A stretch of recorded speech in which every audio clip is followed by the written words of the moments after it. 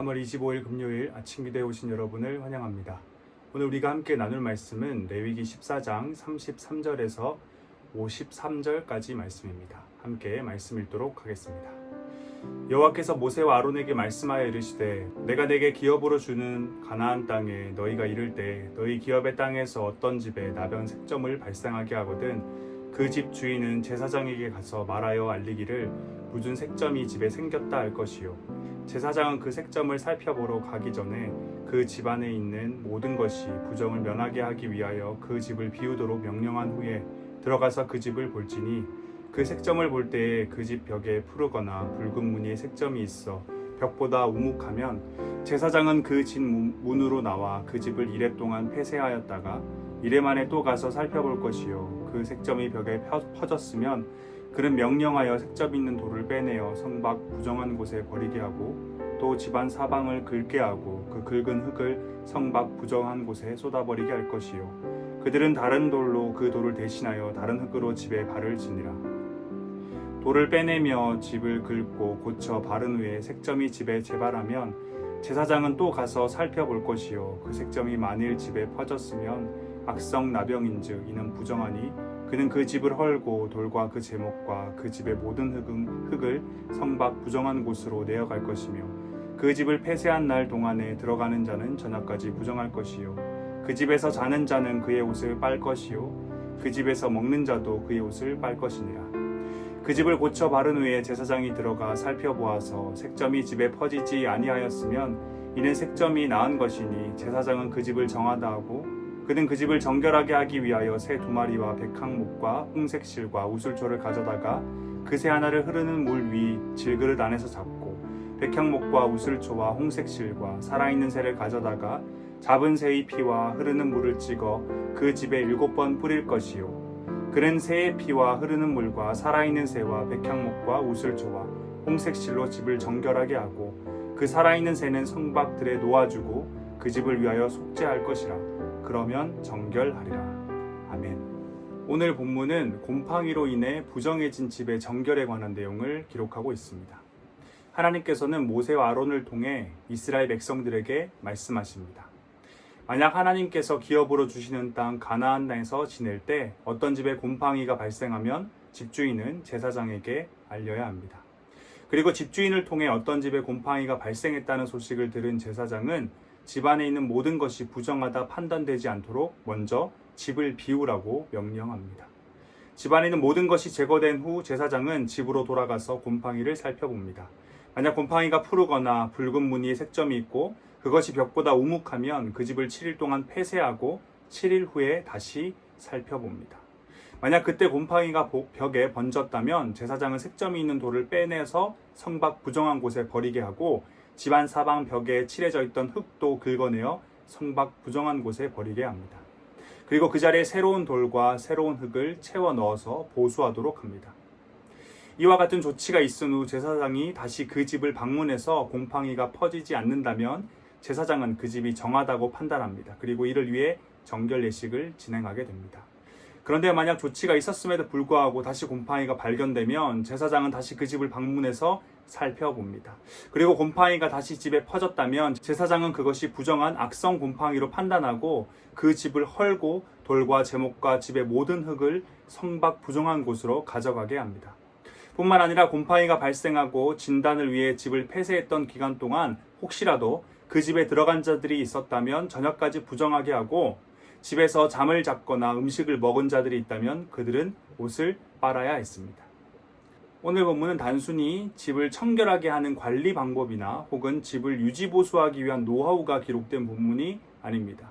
제사장이 집에 발생한 문제를 판단하고 그 마지막에는 정결 예식이 진행된다는 것은 집에 생겨난 곰팡이 문제가 영적인 교훈과 관련되어 있음을 알 수 있습니다. 35절의 기록에 따르면 집의 정결함을 위해 집주인은 날마다 자신의 집을 주의 깊게 살펴보아야 합니다.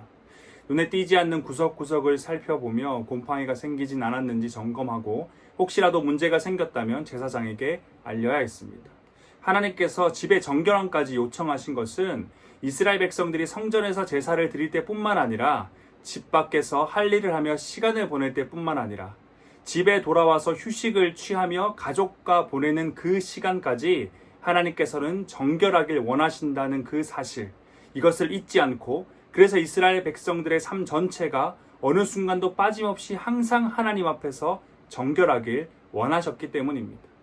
제사장들 앞에서만 혹은 자신이 속한 지파 사람들 앞에서만 정결한 삶의 모습을 보이는 것이 아니라 자신의 가족들 앞에서도 변함없이 정결함을 잃지 않아야 하는 것입니다.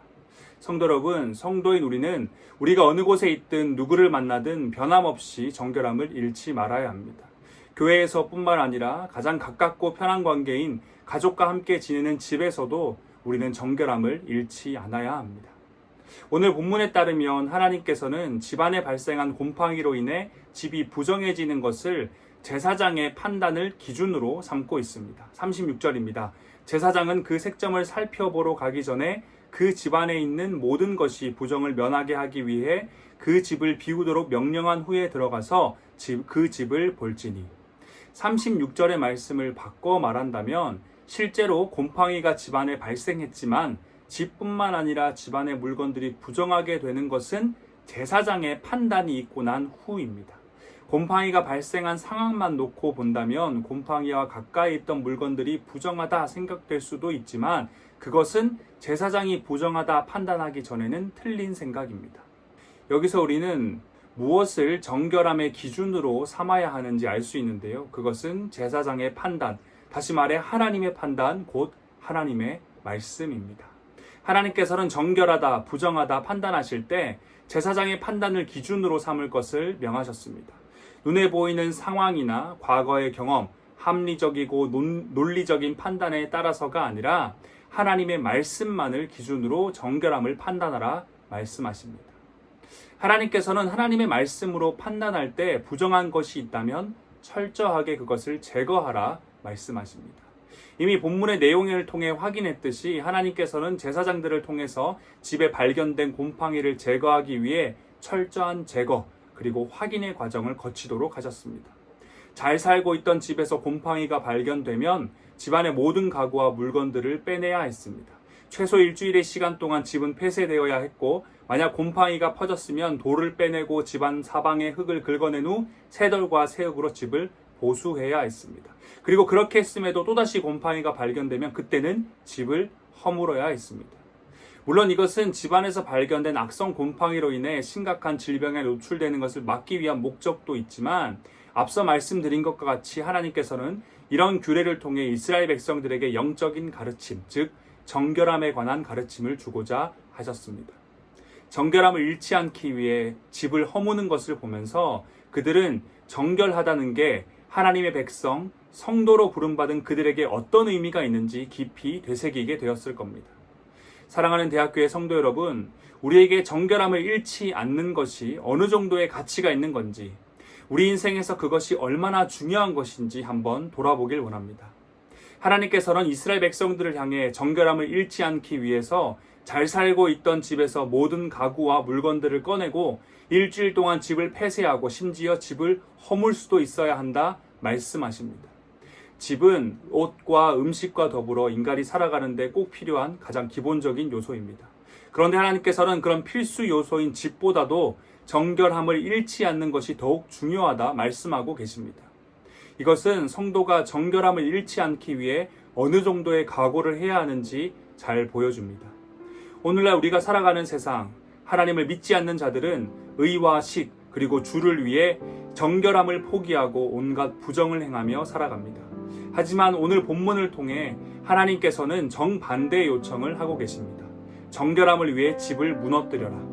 성도 여러분, 우리 모두 정결함을 위해 집을 무너뜨릴 수 있는 자, 세상 가운데서 거룩하게 구별된 자 되기 위해서 집을 무너뜨릴 수 있는 그 정도의 각오가 되어 있는 성도가 되길 소망합니다. 애굽에서 종로로 타던 이스라엘 백성들을 자신의 백성, 자신의 소유, 성도라 부르신 하나님께서 그들에게 가장 먼저 말씀하신 것은 어떻게 하면 광야에서 잘 먹고 잘 살지 혹은 어떻게 하면 강력한 군사력을 가지고 강대국이 될지가 아니었습니다. 하나님께서는 광야 한가운데서 이스라엘 백성들에게 정결함을 위해 집을 무너뜨리는 자가 되라. 나는 여호와 너희의 하나님이라. 내가 거룩하니 너희도 거룩하라 말씀하셨습니다. 사랑하는 대학교의 성도 여러분, 오늘 말씀이 새로운 하루, 남은 한 주 우리의 삶 가운데 뿌리 내릴 수 있길 소망합니다. 어느 곳에 있든 누구를 만나든 변함없이 정결함을 잃지 맙시다.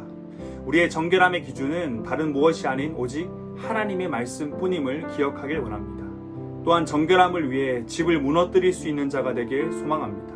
이것이 하나님의 백성, 성도인 우리를 향한 하나님의 명령입니다. 다 함께 기도하겠습니다. 우리의 창조자, 구원자 되신 하나님, 주님의 이름을 찬양합니다. 오늘도 어김없이 우리에게 새 생명 주심에 감사드립니다.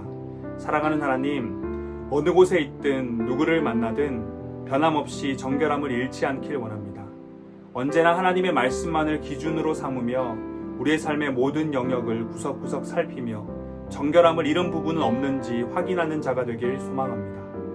또한 우리 가운데 정결함을 위해 집을 무너뜨릴 수 있는 그런 각오가 있길 소망합니다.